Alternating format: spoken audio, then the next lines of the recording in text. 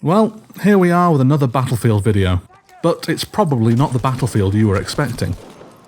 Truth be told, I never thought I'd be playing Battlefield 5, but it piqued my curiosity, and I managed to get a copy of it for dirt cheap. So I figured, what the hell, let's give it a try.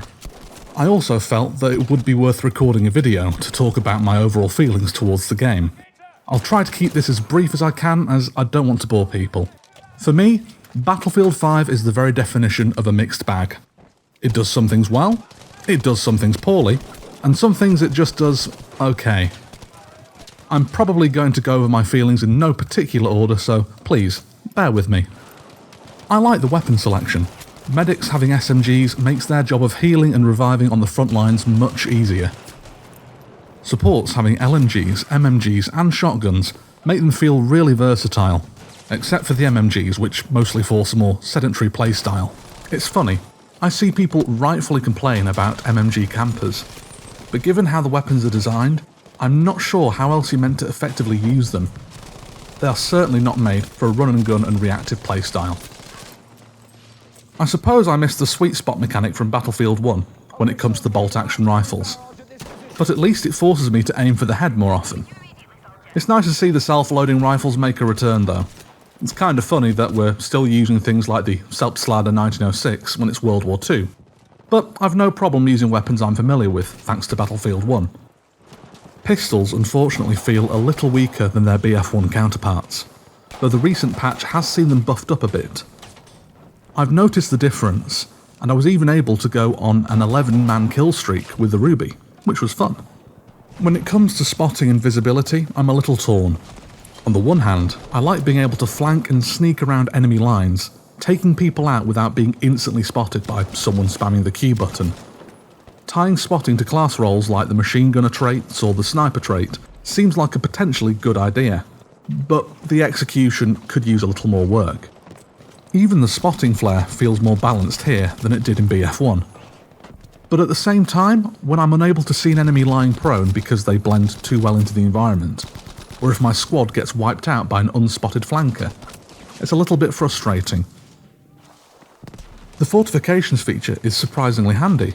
Before Battlefield 5's release, I thought it was just going to be a gimmick.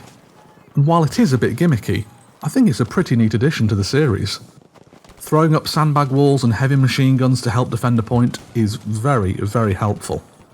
Or at least it would be if teammates were partial to defending captured points for a change. Unfortunately, I can't speak much about the vehicle play in Battlefield 5 as I've barely used the tanks or the planes and I've stuck mostly with infantry play. I think infantry versus air could do with a little bit of tweaking because as it stands, I think there's no real way for an infantryman to effectively engage a plane without having to hop on an AA cannon. Movement feels a bit smoother compared to BF1. In particular, I like the crouch run mechanic and the combat roll you can use when falling from heights. It's useful, and it looks pretty cool. The map design is a bit messy. There are some well-designed maps that I enjoy, like Arras and Rotterdam, but then there are maps like Merita and Mercury.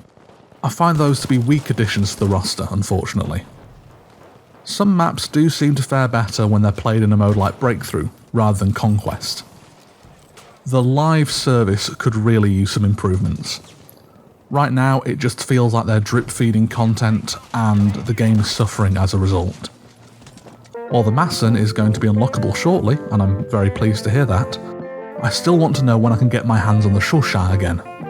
I'm aware that Operation Underground is coming out this month, and that does intrigue me, but honestly, I think the Pacific Theatre is likely going to be the make or break point for the game. I'm hoping it'll be like the Clone Wars content for Battlefront 2, in that it helps turn the game around, adding a lot of good features that bring the player base back. But then they say that lightning never strikes twice. On the whole, I'd say that Battlefield 5 is a game with potential. It just needs more tweaking and regular worthwhile content drops in order for it to achieve that potential. Do I think it's worth the money? Well, it's certainly not worth full retail price if you ask me, and I do feel sorry for the people who pre-ordered the deluxe edition. If you can get the game dirt cheap and you have an itching for new Battlefield, then by all means. Otherwise, I'd say just wait for a sale or pass it up entirely. As for whether I think it's better than BF1, Honestly, I think there are some aspects that would be cool to have seen in BF1, such as fortifications, improved player movement, and switching up the weapon selection. But overall, I think BF1 takes this one home for me, because it feels like a more polished, complete entry. That's pretty much all my thoughts for now, but I will be uploading some BF5 videos shortly, so you'll be able to see my experience getting to grips with the game. Until the next time, vive le Chauchat.